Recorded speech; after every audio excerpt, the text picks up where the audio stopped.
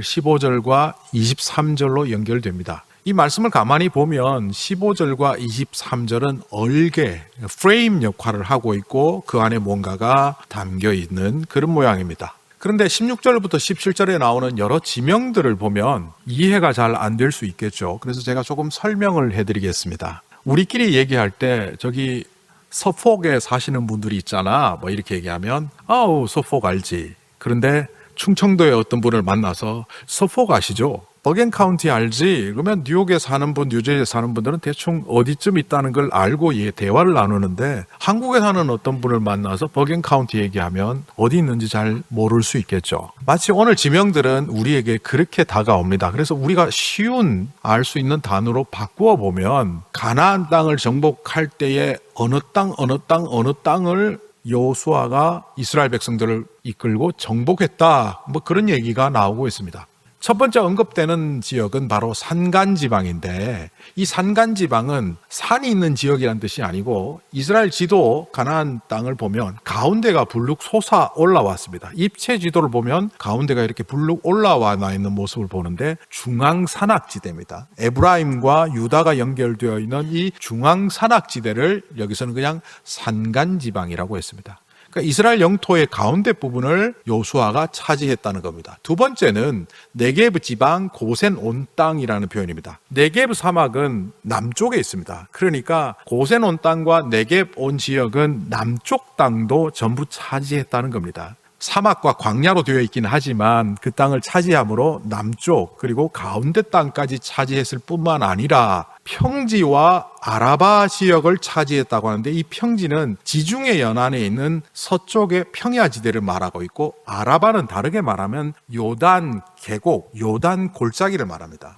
북부에 있는 갈릴리 호수로부터 물줄기가 나오면서 흘러가는 그 강 이름이 요단강이고 그 요단강이 끝나는 지점이 사해입니다. 요단강은 협곡을 이루면서 좁은 골짜기를 이루었는데 그 땅이 비옥하고 좋아서 사람들이 많이 살고 있습니다. 그 골짜기와 서쪽의 평야지대도 차지했다는 겁니다. 이 요단 협곡은 지금도 정치용으로 사용되고 있습니다. 가끔 예전에 팔레스타인과 이스라엘의 분쟁이 있을 때 조던 웨스턴 뱅크, 조던 이스턴 뱅크 뭐 이런 단어를 뉴스에서 들어보셨을 겁니다. 이 요단강 협곡의 동쪽 변과 서쪽 변을 그렇게 지금도 지명하고 있는데 아라바 혹은 요단 골짜기는 그 웨스턴 뱅크와 이스턴 뱅크를 아우르는 말입니다. 그리고 그 이스라엘 산지와 평지라고 되어 있는 것은 북부 지역 땅과 이스라엘 전체를 총괄하여 하는 것인데 가만히 보면 북부 지역 가운데 산악지대, 서부 평야지대, 그리고 요단강을 쭉 따라 흐르는 협곡지대는 물론이고 남쪽의 네게브까지 우리에게는 이렇게 상세하게 말할 필요가 없지만 이스라엘 백성들 그들에게는 이 설명은 너무나 소중한 설명이겠죠. 이렇게 전체를 차지했답니다. 그런데 여기에 조금 독특한 표현들이 나옵니다. 그 다음 보실까요? 그 다음에는 지리적 묘사를 하고 있는데 세일로 올라가서 한락산 그리고 하나는 헤르몬산 아래에 있는 레바논 골짜기의 바알갓 뭐 도대체 우리는 무슨 소리인지 모르겠지만 이걸 우리가 알아듣기 쉬운 말로 바꾸면 이겁니다. 할라에서 백두까지 가장 북쪽에 있는 백두산과 남쪽에 있는 한라산을 연결해서 우리나라 전체를 말하는 것처럼 가장 남단에 있는 한락산으로부터 가장 북단에 있는 헤르몬산까지를 연결하며 한락에서 헤르몬까지 한라에서 백두까지 다 차지했다는 겁니다. 그런데 여기 예외 조항이 하나 있습니다. 22절에 보면 이스라엘 자손 땅 중에 가사와 가드와 아스돗에는 여전히 아낙 자손이 살았다. 이 아낙 자손은 거인 족속을 말하는데 이 아낙 자손의 후예 중에서 나중에 나옵니다. 유명한 사람 한 사람 있죠. 골리앗. 골리앗의 고향이 어디입니까? 가드 사람. 여기 가사와 가드와 아스돗은 아직 정복하지 못한 채 남아있는데 이것이 나중에 화근이 된다는 사실을 살펴볼 수 있는 구조이기도 합니다. 어쨌든 이제 전쟁이 끝났답니다. 이 전쟁이 끝난 것은 이스라엘 백성들의 입장에서는 가나안 정복 전쟁이 끝났다는 의미이지만 하나님의 입장에서는 가나안 땅의 부족들을 심판하는 심판의 전쟁이 끝났다는 겁니다. 그래서 계속 여호수아가 이끄는 군대가 성들을 괴멸시킬 때마다 점령, 정복이라는 말을 쓰지 않고 헤렘이라는 단어를 씁니다. 우리말로는 섬멸, 전멸이라고 했지만 직역하면 희생제물이란 뜻이죠. 이 전쟁을 희생제물로 본다는 것은 무슨 뜻이냐면 가나안의 부족들이 하나님의 말씀을 따르지 않고 결국은 심판받아 이 사건은 이스라엘 백성들에게는 땅을 차지하는 사건이지만 하나님의 입장에서 보면 가나안 땅의 사람들을 심판하는 전쟁이었다는 것입니다. 자, 이렇게 가나안 정복 전쟁의 이면을 들여다보면 우리에게 좀 질문이 나옵니다. 그럼에도 불구하고 가나안 땅을 원주인이었던 가나안 부족들을 전멸시키고 이스라엘 백성들에게 그 땅을 준 것은 조금 과한 것이 아닌가, 이런 생각이 들기도 합니다. 간단하게 말하면 지금 몇 주째 나누었지만 여전히 이스라엘 백성들이 아닌 가나안 족속들을 모두 죽이는 이 현장이 살벌하다, 그런 뜻입니다. 이걸 제가 왜 자꾸 몇 번 강조하느냐 하면 이게 제대로 정립되지 않은 채 신앙생활을 하면 엄청난 화근이 됩니다. 예를 들면 이런 거 비슷합니다. 동정녀 마리아로서 예수님이 탄생하신 것은 내가 안 믿지만 예수는 믿는다. 말이 안 되는 겁니다. 내가 하나님은 믿지만 하나님이 천지 창조하신 것을 못 믿는다. 난 진화론을 따른다. 말이 안 됩니다. 그 신앙은 가짜입니다. 그러니까 우리는 이렇게 큰 것들은 제대로 알고 있는데 가나안 부족들을 섬멸하시는 하나님의 입장을 제대로 이해하지 못한 채 왜 그렇지? 이러면서 신앙생활을 하고 있다면 그 신앙에는 문제가 발생할 수밖에 없다는 겁니다. 바꿔 얘기하면 하나님은 기브온을 제외하고 모든 가나안 부족들을 죽이신 이유가 뭔가, 이걸 한 번 더 규명해 보려고 합니다. 그러니까 우리는 하나님에 대하여 오해를 하고 있다는 걸 전제하고 이 질문을 하는 겁니다. 기브온 주민인 히위 사람 말고는 이스라엘 자손과 화친한 성읍 주민이 하나도 없어서 이스라엘과 싸워서 그들은 모두 죽었다.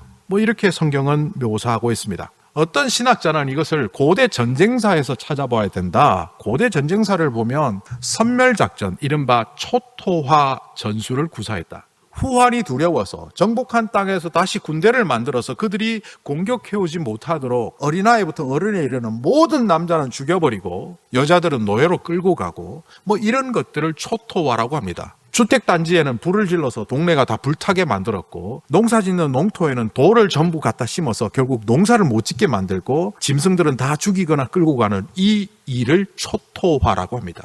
그러니까 고대 전쟁사에서는 주로 하던 방법이 초토화 전술이기 때문에 이스라엘 백성들도 가나안 땅을 그렇게 했다라고 말하는데 그거는 잘못된 해석입니다. 하나님의 전쟁은 사람들을 죽이는 살상의 초토화 작업이 아니라는 겁니다. 이런 오해를 우리가 불식시키지 못하면 하나님의 역사에 대하여 늘 의구심을 갖습니다. 하나님은 왜 이렇게 역사하시지? 이거는 순종하고 항복하고 나오는 자들은 구원을 주시고 반항하고 회개하지 않는 사람들은 섬멸하시는 하나님의 전쟁이라는 겁니다. 제가 누누이 얘기하지만 이 가나안 땅의 백성들은 창세기 15장 16절에 이런 구절이 나옵니다. 너희 후손들이 이집트로 가서 4대가 지나면 돌아오리라. 여기 4대는 400년을 말합니다. 아브라함에게 하나님께서 네 후손들이 이집트로 가게 될 것이고 400년이 지나서 올 텐데 그때가 언제냐 하면 아모리족의 죄가 채워지는 때다. 이런 표현이 나옵니다.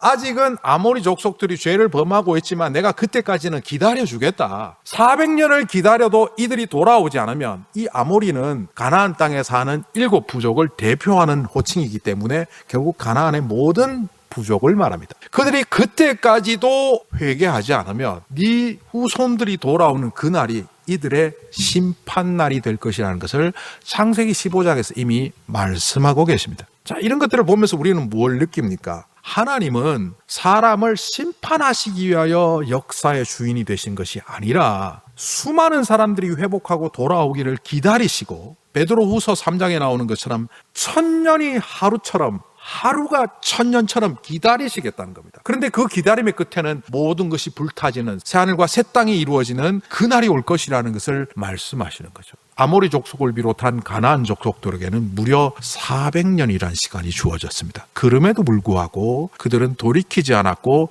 결국 심판의 백성이 되었다. 이런 관점을 우리가 볼 필요가 있습니다. 만약 여기에 대하여 잘못된 생각을 갖고 있는 사람들은 어떻게 얘기하느냐 하면 자꾸 이럽니다. 그냥 구원하시면 되지. 꼭 우리 안에 회개하고 하나님께 돌아오고 돌이키는 그런 작업이 왜 필요할까? 얘기하면 그냥 나를 구원하시면 되지. 꼭 내가 죄인이라고 선언하고 죄인이라는 것을 고백하지 않으면 구원 안 하시는 이유는 또 뭘까? 그 힌트는 고린도전서 15장 31절에 있습니다. 사도 바울이라는 사람이 사도로 살아가면서 안 믿는 상태가 아니고 사도로 살아가면서 그가 자신을 이렇게 말합니다. 나는 날마다 죽노라. 그 유명한 구절이죠. 그 날마다 죽는다는 표현은 이런 의미입니다. 내 안에 육신의 정욕, 욕심, 죄된 속성이 늘 있는데 이것을 매일매일 자기를 부인하고 내 옛 속성을 죽이지 않으면 나는 그리스도의 뜻대로 살아갈 수 없는 타락한 존재라. 결국 예수를 믿음에도 불구하고 우리 안에는 옛 속성이 있고 그 옛 속성을 조절하지 않으면 우리는 어느새 망가진다는 겁니다. 그러다가 어떻게 된다고요? 결국 자기가 갖고 있는 욕심이, 자기가 생각하는 그것이 하나님 자리를 차지하고 그것이 하나님 되어 살아가니까 우리는 결국 우상 숭배하는 자가 된다. 이런 의미입니다. 무책임한 은혜는 없습니다. 하나님께 구원과 은혜를 받기 위해서 내가 자격을 갖춰야 된다는 말이 아닙니다. 은혜 받은 사람은 그 결과물이 있어야 그 은혜가 진짜라는 겁니다. 구원 받은 사람은 다른 삶을 살아야 그 구원이 진짜라는 겁니다. 우상단지 섬기듯이 타종교에서 비나이다 하듯이 하나님을 그렇게 이용하고 있고 주어진 시간 속에서 즐길 줄만 알았지 자신이 누구인지 어떤 삶을 살아야 되는지도 모른 채 살아가고 있다면 그것은 결국은 심판의 백성이 될 수밖에 없다는 것을 가나안 부족의 멸망 사건을 통하여 우리는 우리를 돌아보아야 합니다. 하나님을 우상처럼 섬기지 마십시오. 하나님이 제일 싫어하는 겁니다. 하나님을 우상처럼 섬긴다는 것을 다르게 표현하면 하나님을 이용하는 겁니다. 제가 새벽 기도회 때 얘기했지만 친했던 친구랑 멀어진 사건이 있습니다. 이 친구가 저를 자꾸 이용하는 거예요. 한두 번은 속겠는데 계속 나를 이용하고 나쁜 마음으로 나를 대하는 걸 볼 때 멀리하게 됩니다. 우리가 하나님을 믿는다 하면서도 하나님을 우상단지처럼 섬기고 내 수호신처럼 여기고 내가 원하는 것만을 해주는 그런 우상 같은 하나님으로 섬기고 있으면 하나님은 우리의 예배를 받지 않으십니다. 하나님은 그런 사람의 믿음을 인정하지 않으십니다. 왜 우리가 믿음의 혼란을 갖습니까? 우리가 바로 이런 잘못된 가치관으로 신앙의 토대를 잘못 쌓아가고 있기 때문에 하나님의 뜻을 왜곡하고 하나님의 역사하심을 인정하지 않고 거기에 순종하지 않는 자로 살아가게 된다는 겁니다. 라합을 보십시오. 그 여리고 철옹성에서 그는 성벽을 본 것이 아니라 하나님의 능력만을 보지 않았습니까? 바로 이런 자들이 구원을 받습니다. 또 두 번째 질문은 20절의 요 부분입니다. 요수아가 이들 원주민들을 조금도 불쌍히 여기지 않고 전멸시켜서 희생제물로 바친 까닭은 주님께서 그 원주민들이 고집을 부리게 하시고 이스라엘에 대항하여 싸우다가 망하도록 하셨기 때문이다. 좀 이상하지 않아요? 고집을 부리게 하시고라고 했지만 옛날의 성경 표현이라면 완악하게 하셨다는 겁니다. 마음을 완악하게 하셔서 이렇게 했다.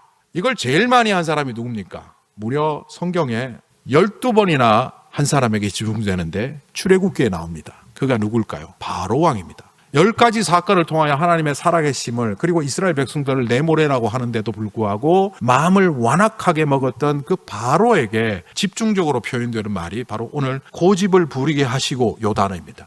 하나님이 고집 부리게 하셔갖고 결국 가나안 땅의 백성들이 망했잖아요. 그래서 그 12번 나오는 바로의 표현들을 제가 찾아서 다 보니까 3번은 스스로 완악해졌어요. 스스로 결정했어요. 근데 나머지 또 3번은 누군가 찔러서 완악하게 되었어요. 네가 그런 식으로 나오니까 나 완악해지는 거야. 약간 이런 걸 중간태라고 합니다. 그러니까 능동도 아니고 수동도 아니고 중간태의 모습을 3번은 가졌습니다. 그런데 나머지 6번은 전부 수동형입니다. 하나님이 마음을 완악하게 먹게 하심으로 자신이 완악해졌다는 그런 표현입니다. 완악하게 됨을 당했다. 뭐 이렇게 표현하는 게 맞겠죠. 무려 6번입니다. 나머지 3번은 중간태, 나머지 3번은 능동태. 그러면 하나님이 그렇게 만드신 거 아니야? 오늘 여기 11장 20절에 나오는 것도 하나님이 그렇게 만드셨다면 이 사람들의 잘못은 뭔가 이걸 제가 알아듣기 쉽게 이스라엘 백성들의 역사관을 보면 이스라엘 백성들은 마귀마저도 하나님께서 주장하시고 관리하신다고 보기 때문에 이렇게 표현한다라고 과거에 설명을 했지만 오늘 훨씬 더 알아듣기 쉽게 설명을 해드리겠습니다. 이거는 우리말에 이런 뜻입니다. 하나님이 와도 못 말려. 고집이 얼마나 센지 누가 와도 못 말려. 그 고집은 누구로부터 온 겁니까? 자기 자신입니다. 그걸 잘 풀어주는 성경 구절이 로마서에 나오는데요. 로마서에 하나님께서 그 악당들이 악을 저지도록 내버려 두셨다 이런 표현이 나옵니다. 헬라어로 보면 파라도켄이라는 동사를 썼는데요. 내버려 두셨다. 얼핏 보면 방치하시거나 방임하신 것처럼 보이는데 이게 그런 의미가 아닙니다. 만약에 하나님이 늘 적극적으로 악한 일에 개입하면 저와 여러분 여기 전부 다 이미 죽었거나 반쯤 죽었거나 팔다리 다 잘리고 몸통만 앉아있거나 그럴 겁니다. 하나님은 누가 나쁜 일을 하고 불순종할 때마다 반응하셔서 벌 주시는 분이 아닙니다. 기다리는 분입니다. 제가 좀 전에도 읽어드렸던 창세기 15장 16절 너의 자손이 4대가 되어서야 이 땅으로 돌아올 것인데 아무리 사람들의 죄가 아직 벌을 받을 만큼 이르지 않았기 때문이다. 이 표현. 이게 뭡니까? 기다리고 계시는 하나님을 말합니다. 하루가 천년처럼 천년이 하루처럼 기다리시는 이유가 뭡니까? 회복하도록. 고집 부리며 자기 생각대로 살아가면서 하나님이 와도 난 내 생각 안 바꿔 라는 그 사람마저도 생각을 바꾸시도록 주님이 기다리시는 것을 로마서 1장에서는 파라도켄이라는 동사를 통해서 말을 하고 있습니다. 그걸 풀어보면 하나님은 그냥 그 사람이 자기 책임하에 돌이켜서 돌아올 때까지 기다리고 계신다, 내버려 두신다 이런 의미입니다. 우리가 신앙생활을 하다 보면 하나님의 주권과 나의 결정이 잘 밸런스를 이루어야 합니다. 그런데 모르는 사람들은 이걸 자꾸 하나님의 주권이 있는데 왜 내가 이런 일을 당해야 되냐고 막 항의를 합니다. 왜 하나님 나에게 이런 일이 있습니까? 하나님이 주권적으로 역사하시는 분인데 왜 나를 이렇게 내버려 두십니까? 그 중에서도 제가 제일 좀 웃긴다는 표현을 쓰는 거는 그 목사님들 중에 가끔 이러는 분이 있어요. 사업을 잘했는데 하나님이 나를 치셔서 사업을 몽땅 망하게 하시고 그래서 신학교에 보내서 나를 목회자 만들었다고. 썩소를 금할 길이 없습니다. 그거 잘못된 가치관입니다. 제가 아닌 다른 사람이 이 자리에 서서 말씀을 전해도 하늘님교회는 굳건히 서 있습니다. 자기 아들한테 안 물려주면 그 교회 무너질 줄 아는 그 교회 목사님들하고 달리 이게 맞습니다. 하나님이 역사하시는 것은 기회입니다. 제가 하늘님교회 담임 목사로 사역할 수 있던 기회를 주신 거예요. 여러분들이 이 자리에 섬길 수 있는 교회를 주신 것은 기회를 주신 거예요. 하나님 나라에 나 하나쯤 없어도 아무런 문제 없습니다. 뭘 그 사람을 사업을 망하게 해갖고 억지로 신학교 보내갖고 병들게 해갖고 그거는 어떻게 보면 이런 겁니다. 사업을 하면서 판단을 잘못했고 결정을 잘못하고 자기의 과오로 말미암아 비즈니스도 망하고 몸도 병이 들었어요. 그때 깨닫는 거예요. 아, 내가 젊은 시절부터 하나님 앞에 목회자로 헌신을 했는데 잊어버렸네. 이 망한 김에 신학교 가자. 이 망한 자를 버리지 않는 하나님 기회를 주셔서 감사합니다 하고 가서 목회를 하는 것이 맞습니다. 운명론에 빠져 있는 사람들, 사람은 이렇게만 가야 된다고 믿는 사람들이 교회 안에 굉장히 많습니다. 그래서 이렇게 말합니다. 하나님, 이 사람과 결혼하는 것이 하나님의 뜻입니까? 하나님은 우리가 행복하기를 원하십니다. 내가 A라는 사람을 만날지 B라는 사람을 만날지 나란 존재가 하나님 앞에서 하나님의 자녀로 복받고 살기를 원합니다. 그러기 위해서는 이기적으로 탐욕적으로 내 행복을 보장해 줄 만한 지위와 돈과 권세가 있는 사람하고 결혼하리라 이런 생각을 못하게 하시는 겁니다. 만약 그런 결혼관을 갖고 있는 사람이 하나님께서 찾아와서 말씀하시면 야, 저 사람을 참으로 사랑하고 네가 품어주고 대신 십자가를 져줄 수 있을 때 결혼해라. 갑자기 주례사가 되었습니다. 우리가 운명론에 빠져버리면 하나님의 뜻을 왜곡한다는 거예요. 이 길을 가는데 하나님께서 이 길을 닫으시면 다른 길을 가면 되고 닫으시면 다른 길을 가는 거예요. 불만하지 않아요. A가 다치고 B가 다치고 C가 다쳤지만 하나님 또 다른 길을 열어주셔서 감사합니다. 이게 바로 믿음 안에서 온전한 삶을 살아가는 숙명론적 신앙인의 모습입니다. 이게 바로 하나님의 주권과 우리의 판단과 결정이 조화를 이루는 삶입니다. 자, 그렇게 보면 그 질문도 잘못되었음을 볼 수 있습니다. 그들이 어거지 부리고 고집 부리는 거지. 그들이 잘못 간 길을 가서 그의 죄에 대한 대가로 심판받는 것이지 하나님이 그들을 고집 부리게 하셔서 망하게 하신 것이 아니라는 겁니다. 그런데 오늘 23절에 보면 이런 구절이 나옵니다. 전쟁이 그치고 그들에게 평화가 왔다. 뭐 성경에는 그렇게 표현 안 돼 있지만 이렇게 돼 있죠. 그 땅에서 전쟁이 그치고 사람들은 평화를 누리게 되었다. 전쟁이 끝나면 평화가 옵니까? 다르게 말하면 여러분의 삶의 문제가 하나 해결이 되고 하나님께 응답받으면 그 다음 영원한 평화가 여러분에게 찾아옵니까? 아니지 않습니까? 문제 해결돼서 평화 오는 것까지만 또 문제 나오고 그 문제 붙잡고 끙끙대다가 또 문제가 나오고 해결되면 문제 계속 그러지 않습니까? 그런데 여기는 왜 전쟁이 끝나고 평화가 왔다고 합니까? 이거는 번역가의 오바입니다. 예전에 개역 성경에는 평화란 말이 없습니다. 전쟁이 그쳤다. 공동 번역에도 전쟁이 그쳤다라고 되어 있습니다. 이 세 번역은 이 번역하신 분이 좀 오바했어요. 히브리어 단어에도 없는 평화란 말을 집어넣었어요. 그냥 전쟁이 그쳤다. 이걸 통해서 우리가 깨닫는 것은 뭐냐 하면 문제가 해결되더라도 평화는 안 온다는 겁니다. 인간의 방법으로 여러분들이 부자가 되면 문제가 해결될 것 같죠. 인간의 방법으로 병든 사람이 병이 고쳐지면 평화가 올 것 같죠. 자녀의 문제가 해결되면 평화가 올 것 같죠. 아니죠. 또 다른 문제가 다가옵니다. 평화는 없습니다. 내가 지지하는 대통령이 그 사람이 대통령 하면 이 땅은 잘 될 것 같죠. 아니죠. 내가 지지하는 대통령이 안 됐더라도 또 지지 안 하는 대통령이 돼도 기도하는 거예요.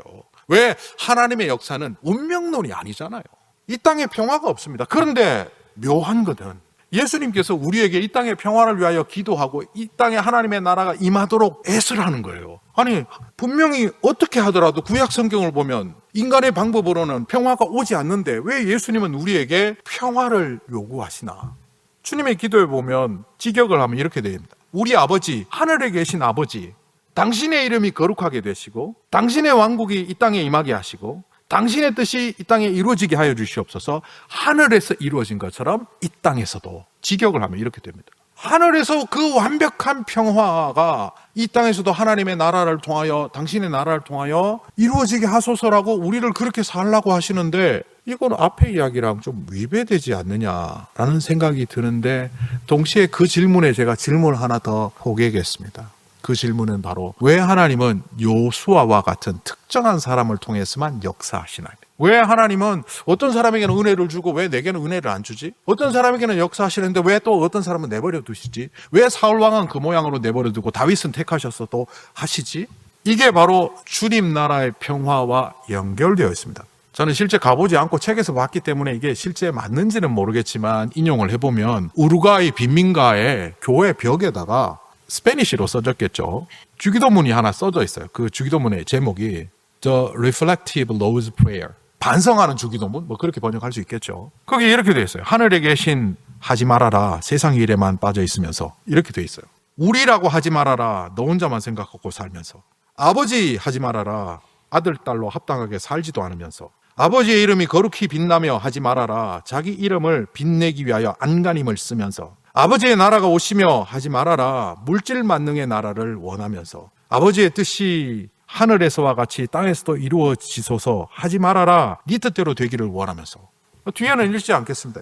저는 이거 읽으면서 재밌기도 하면서 반성이 많이 됐습니다. 무슨 말이냐? 우리는 끊임없이 종교적 상투어를 쓰며 살아왔다는 겁니다. 새벽 기도 끝날 때마다 주님의 기도를 같이 기도했지만 주님의 기도 속에 숨어있는 진정한 주님의 뜻은 헤아리지 않은 채 하나님 알아서 주님의 평화가 다 이 땅에 임하도록 하시옵소서. 그런데 이 땅에 나는 내 방법대로 살 거야. 그러니 우리를 통해서 주님의 나라도 주님의 평화도 임하지 않는 거죠. 우리는 문제가 해결되면 평화가 오고 내가 잘 살면 평화가 오고 기도에 응답받으면 평화가 올 거라고 생각합니다만은 안 온다는 거죠. 그런데 언제 평화가 오느냐?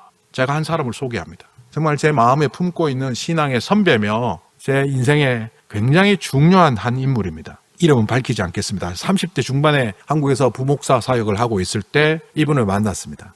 그분에게는 남편이 있었어요. 이 남편은 16년 동안 집을 나갔어요. 한 30대 중반에 집을 나가갖고 50 넘어서 집에 돌아왔는데 두 집 살림을 했는지 뭘 했는지도 잘 몰라요. 자세한 얘기를 제가 들은 바가 없어서. 아이 셋 데리고 70년대 80년대 그 여성 한 명이 어머니가 온갖 고생을 하면서 애 셋을 키웠는데 다 잘 키웠어요. 이제 살만해요. 50대 되어서 아이들도 좋은 학교 가고 살만해요. 그런데 남편이 왔는데 근육 무력증, 루게릭병에 걸려서 돌아온 거예요. 집에서 맨날 누워있어요. 아무것도 못하니까. 몸을 못 써요. 그런데 이 아내분이 저한테 신방을 그래도 한 번씩 오라 그래서 한 달에 한 번 제가 갔던 것 같아요. 가서 얘기도 나누고 찬송도 같이 부르고 하는데 이 남편은 눈이 다 헐어 있어요. 늘 울어갖고요. 찬송 불러도 울고 기도해도 울고 왜 우냐 봤더니만 너무 부끄러워서 운대요. 지난 삶이 너무 부끄러워서. 또 아내한테 미안해서 운대요. 그리고 지금 버리지 않고 받아줘서 운대요. 그리고 아내가 잘 전도해서 또 예수를 믿게 됐어요. 그게 너무 감사해서 울고. 내가 물었어요. 어떤 게 제일 큽니까? 감사가 큽니까? 후회가 큽니까? 제일 후회되는 거는 지금 이 아내에게 아무것도 해줄 수 없는 상태로 돌아왔다는 거. 누워갖고 울고 있어요. 늘 울어요. 아내는 눈 닦아주면서 그만 울어요. 고맙죠.